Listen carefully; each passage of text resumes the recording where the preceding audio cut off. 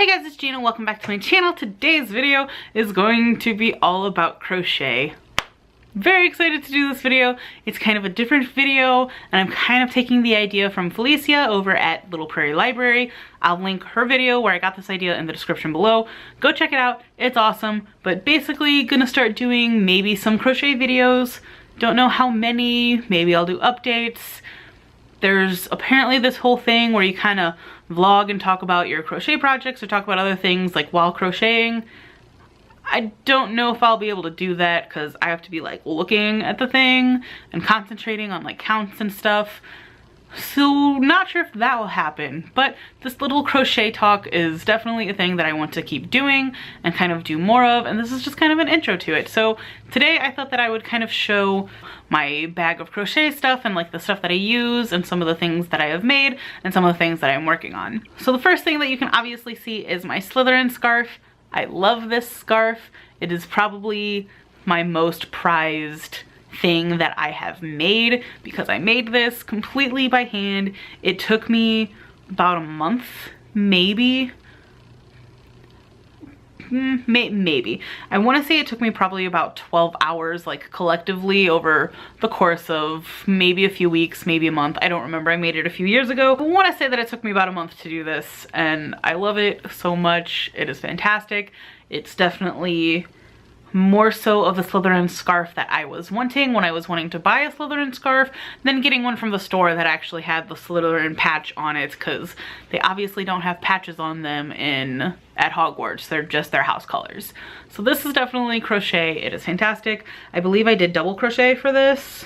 Yeah, it looks like double crochet. So definitely have to keep count with scarves because straight lined patterns are kind of difficult. So currently I keep all of my crochet stuff in various tote bags.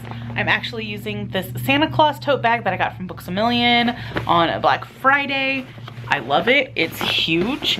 It holds the yarn that I need because I'm currently working on projects for Christmas presents and such. So I can also keep like my wallet and things that I need just for every day in here. That way I can only have one bag instead of carrying my purse as well as a crochet bag. So this is where my yarn is at the moment. I also have this little packet, which is the Crochet Dude. I got it at Michael's. It's one of the only crochet hook holders that they have. I liked this one the best because it has the hook holders. So I've got most of my hooks right here. A couple of them are missing because they're in projects. And then it also has this zipper pouch, which holds whatever you want to put in it. Currently I have some buttons. I have some embroidery floss in here. If I get more embroidery floss, it'll also go in here.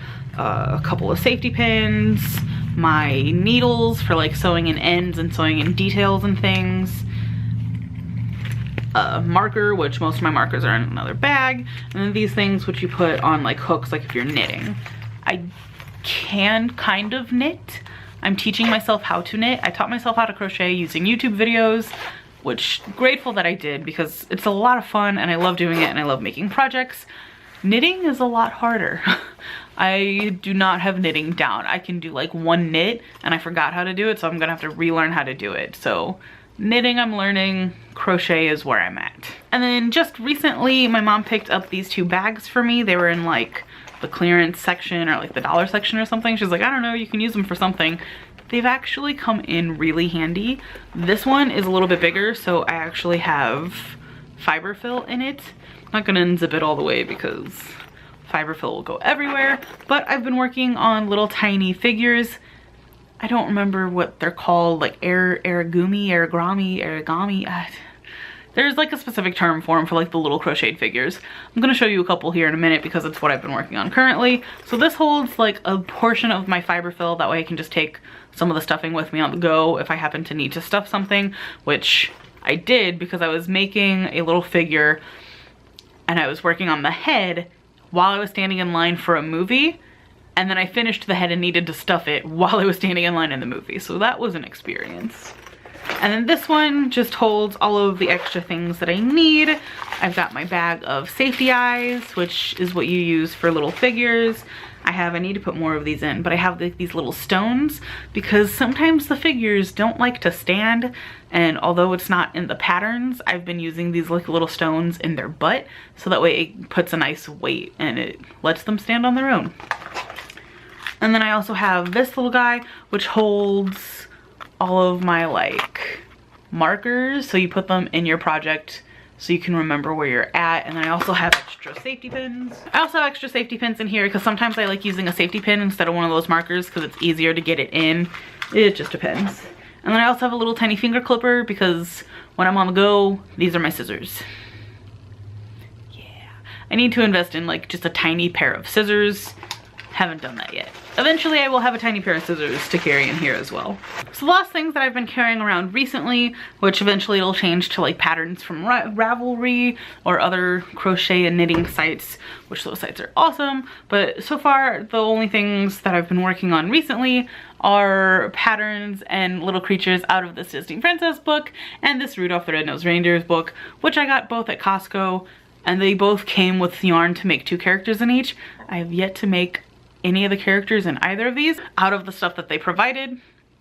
I'll get there eventually. My goal is to make each person in each of these books, so it's gonna take a while because they take a lot longer than anticipated, but I'm definitely loving them. The Disney Princess patterns, way easier to follow than the Rudolph ones. So what I've made recently, the first thing that I made, like rather completely recently, is this little Rapunzel. She's so cute and her hair just keeps going. I could have made the hair longer, like really you can make the hair as long as you want it to be, but I kind of stuck it like that. She's adorable and she's the first little creature that I made aside from a snowman that I made last year. So she's the first Disney princess that I made though.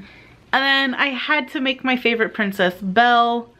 I love her so much with her little curly hair. And then I also made one of these for my Secret Santa, Jess. So hopefully you love it, Jess. She's cute with the headband. The hair is the most difficult part because the darker yarn is harder to see the stitches, so it's harder to like count where you're going. But I got it, I figured it out, and now I have an adorable little Belle. And the thing that I'm currently working on that I'm not done with, I still need to make his arms, and then he'll be ready to go, is a thing for my Broken the Bookish Secret Santa. And that is Bumble from Rudolph the Red-Nosed Reindeer. I'm really proud of this thing. He is huge. Like look at him compared to my face. Like he could be a pillow. That is how big he is. I wasn't anticipating him being this big. I was anticipating him being as big as this little thing. My little princesses. Like I didn't know that it was going to be gigantic. I thought they were all just going to be tiny, like tiny little creatures. But he's huge. He's like 2 of her. He's gigantic, but I love him. Like his face has turned out perfect with his little fluff of hair and his body and his feet. I'm kind of, I don't want to send him off because I've worked so hard on him, but I will. I am making him for my Secret Santa, so hopefully she loves him. If you're watching this, hopefully you love him. He is made with love, even though he's been frustrating, but I figured him out and he's fantastic and awesome, and I'm glad that I get to show him off to you before I ship him out because I'm pretty proud of him. Like, I've been taking pictures and posting them on Twitter like all week. He's just fantastic. So I just need to make his arms and then he'll be done. And that is all I have for this crochet video. If you liked this video, definitely let me know if you want to see more crochet videos and kind of what I have planned. I do have a few things planned for 2017, which I'm not going to get into right now. I think I'll make another video explaining all of those because this video is getting a little lengthy, but I do have some stuff planned for 2017, and if all goes according to plan, I'll make various crochet videos throughout the year to kind of show updates and like what I've been working on. Again, hopefully I'll be making all of those, all the princesses and all the Rudolph characters, and that'll be fun. So if you enjoyed this video, please be sure to give it a big thumbs up and subscribe for more videos. Again, let me know if you want to see more of these crochet videos because I think I'm definitely going to do them. Thank you so much for watching. I hope you're having a fantastic day and I will see you guys next time. Bye.